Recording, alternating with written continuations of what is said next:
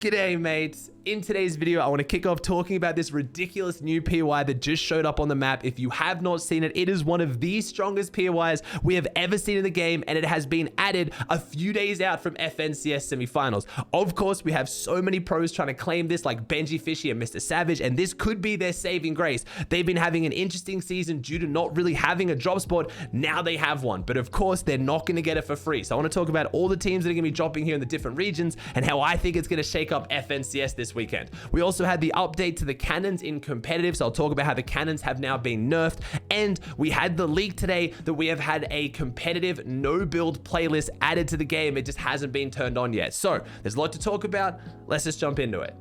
Let's talk about the biggest thing in last night's update, this new drop spot. This is absolutely ridiculous. And in case you were wondering, it is in competitive. I don't know how they'll put a drop spot not in competitive, but a lot of you guys coming into FNCS would be as surprised as I was to wake up and see this. It's a giant POI now that has, and I believe this is correct, 2 airdrops, 17 henchman chests, 2 slurp trucks, and 24 coolers. That doesn't include just all the amount of normal chest and floor loot, right? Like, it doesn't only have those things. I'm just using that to highlight how ridiculously strong this POI is. Also, remember, it is in the center of the map, so it's in the perfect position for rotates. In case you're wondering, oh man, but how are you going to rotate around? It has a giant wind tunnel in the middle of it at this doomsday device that you can use to fly around the map. It also has cannons located at it as well. It is just absolutely... Oh, and the mythic, Sloan's mythic burst AR, the best mythic in the game right now, is also at this new drop spot. It is absolutely ridiculous. This is the one of very few drop spots that even gets close to making Covert look average. This is pretty much Covert 2.0 on the map. And you might be thinking, oh, that means because they took Covert away. No, there is still Covert. So as you can imagine, this has created an absolute war over who is claiming this drop coming into FNCS. And for those of you guys like who are Benjy and Savage fans, or fans of teams who have been doing well but struggling to find a good drop spot, you're probably pretty happy to see this, because this is now attracting a lot of teams, and I kind of led to it there, the first one being Benjy and Savage. So let's look about what's going to happen at this drop spot in EU. So it looks like, and again I say looks like because there is a whole bunch going on social media, it looks like on EU we are going to see Benjy and Savage drop here against Janus and Vortex. Now you've probably also seen Tayson, Chapix, and Aquavino chime in about this as well. I'm 99% sure Tayson, Chapix, and Aquavino was a troll, because they both made similar tweets talking about being here since day one. Aqua even saying that he's going to be dropping Covert and this new POI. So I'm just assuming those are trolls. So I'm just going to go ahead and say most likely we're going to watch Benjy and Savage and Janus and Vortex go at it. But what we're seeing on NA and other regions, people are actually talking about splitting the drop spot and dropping certain parts of it, because there is so much loot. 2 teams could easily coexist here, get a bunch of loot and rotate out. But it then opens up that question of teaming and collusion, because at a drop like Covert, right? You drop the top side, you drop the slurp truck, you drop the vault. You are near each other, but there's a lot of cover, there's a lot of ways to hide, there's a lot of elevation. This drop spot is extremely open. If you're gonna land right next to another team and not fight, it's gonna look quite suspicious, even if you don't need to fight. So we'll have to see how that plays out, but I imagine we're gonna see Benjy and Savage and Janus Vortex both try to alpha this drop spot. I don't imagine they're gonna try and split it. They could. It's just gonna be very difficult to do so, because you're gonna have to have a lot of trust in the other team that's dropping on you not to instantly push and fight you. And then of course that opens up the conversation of how can you trust another team that much unless you've actually had some kind of prior arrangement to split up the drop. But like I said, if you're a Benjy and Savage fan, you've been scared about the fact that they're doing really well when they make it off spawn. They're just not making it off spawn enough because of Tilted, and then Tilted started losing a bunch of loot. This is now the answer. They have a very good chance coming into heats and grand finals now to do incredibly well. But remember, there is still heats to go. A lot of the teams that are trying to claim this drop spot are already in grand finals, and there's going to be other teams that can drop there and practice in semifinals. So that's what's a little bit sketchy. Benjy and Savage and Janus Vortex are both in semifinals, so they'll be going up against each other there. But that doesn't mean when they then get to grand finals, maybe one of these other teams like Tayson and Chapix or Aquavina won't want to drop on them and try to take it from them. So it's going to be really interesting to watch, at least on EU. On NA East, it got a little bit spicier. There was claims going around of teams trying to split it and collusion and people saying they were teaming. There was some tweets that went around that have now been deleted, and I don't like to show deleted tweets because I assume that means the person realized what they said is stupid and they don't actually mean it. So I'm going to give them an out on that one. But right now, it looks like potentially we are going to see Quanti, Larson, and Peterbot and Byler fighting over it. They've both talked about how they're going to drop there. A lot of people in the community are now aware of the fact that these are both very, very good friends, and there's a good chance they'll do what I was talking about earlier with EU. But luckily, Sprite's here to save the day. A lot of pros making a joke that Sprite is our savior. Looks like Sprite is also going to be dropping there, and he is definitely going to be fighting it. He is not going to be splitting it whatsoever. So I don't want to say that Quanti, Larson, Peterbot, and Byler were going to team and just split the drop spot, because that opens up a whole other conversation, and we haven't even seen it yet, right? A lot of people on social media were going in saying that Quanti should be banned, Peterbot should be banned, they're teaming, collusion, all this. I get it. When pros post drop spots and they've perfectly split the drop spot and they basically both post the same image and you know they're friends,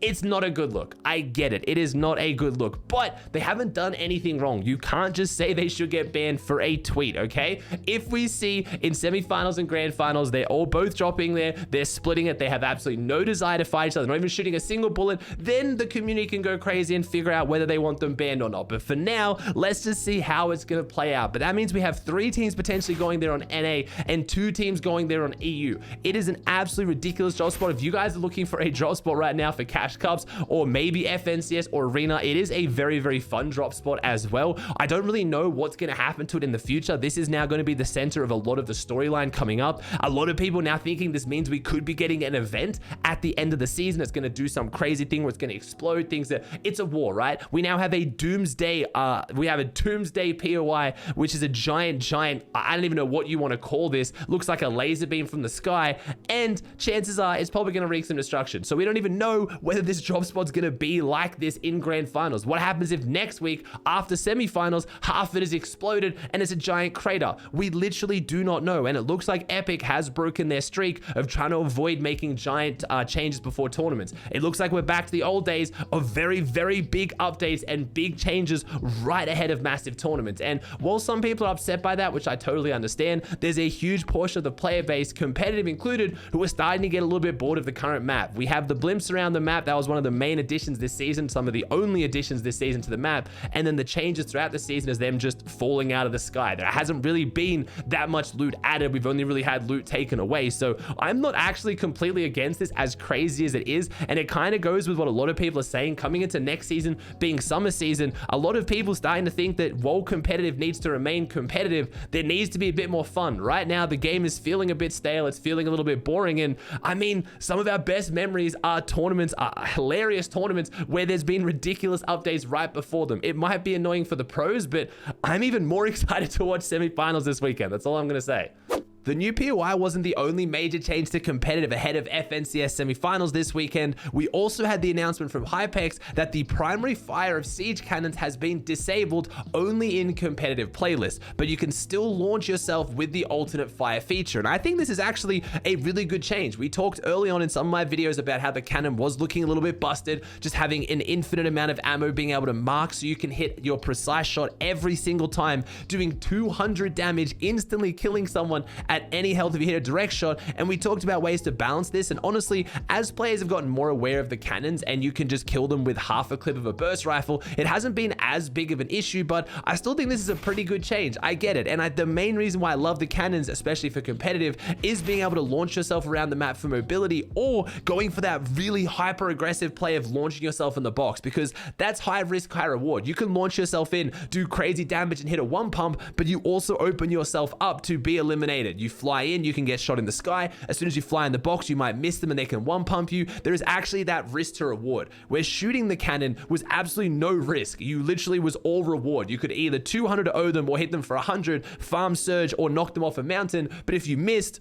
there was no consequence. So I really do like this change from Epic, and I didn't really think about this one originally, but I think some of you guys suggested in the comments and I must have missed it, but I like it. Right before FNCS seems strange. I feel like if we've gotten this far with the turrets, you probably should have left them, but hey, I'm always up for updating the game and making it better, even if it's a day before a tournament.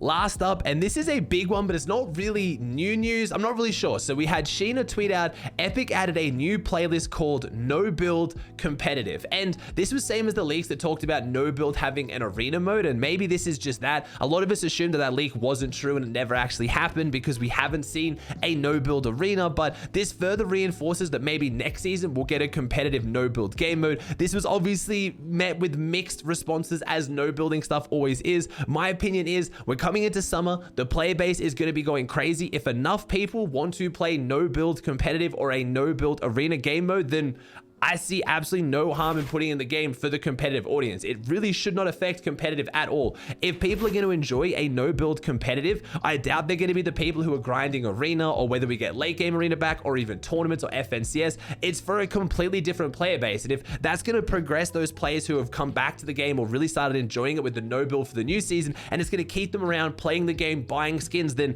I really see no problem with it. I myself personally have not been enjoying the no build that much, and I don't really get the idea of no build competitive, because the reason I feel like no build has been so successful is because it's casual. You can just jump on with your friends, you can bring a friend back to the game who hasn't played in a while, you can play with your little brother, you can play with your dad, like anyone can jump on and really enjoy it, and it still feels a bit like Fortnite. To make it competitive, I feel like takes away that element. You're just playing, in my opinion, a game mode with a lower skill ceiling where more things can just kill you because you got a bad zone or you didn't rotate properly, and then you're making it competitive, which means I feel like it's just gonna be less fun. That's just me personally. I'm not really going to play it, but if they put it in the game, it also, I feel like, won't affect me at all and anyone who doesn't want to play it. If anything, it keeps people around, it keeps them buying skins. So I've got to assume that Epic has the data to back up the fact that people want a no build competitive. I don't get it myself, but at the same time, it doesn't affect me. It is what it is, I guess. But we have had leaks in the past about a no-build arena mode that was supposed to be coming soon and it never happened. So I'm not 100% sure what this means. Maybe it is a tournament. People now saying it's going to be no-build FNCS. That would obviously start to affect the competitive scene. I don't think Epic would start to take prize pool away from competitive and put it into no-build tournaments unless there was a huge turnout for them. But I guess we'll see. All right, guys, that does it for another video. I hope you enjoyed. If you did, please chuck a like on it, subscribe to the channel if you haven't, and I'll see you in the next one.